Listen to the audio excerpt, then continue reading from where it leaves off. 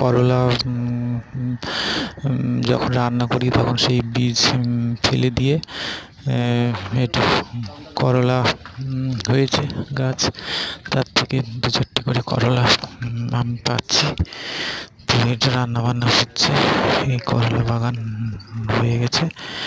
তো দেখলাম যে এর এটা পোকা, মানে পাকা পাতাগুলো ভালো ছিল, পাতাও দুই একটা করে অনেক পোকা ছিল।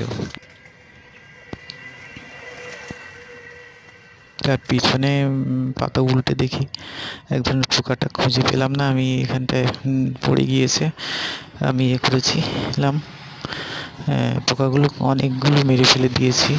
এবং হলুদ রকমের মানে শুঁয়ো টাইপের ওদের গায়ে শুঁয়ো আছে, এই পোকাটা আমি দেখলাম, আগে দেখিনি। হলুদ ফুলের মতো রং, মানে কাঁকরোলের মতো খানিকটা, কাঁকরেলের। যাই হোক, এই চাষি ভাইরা এই পোকাটা এই কোনো একটা স্প্রে যে পোকা দেখছেন, এটা আমি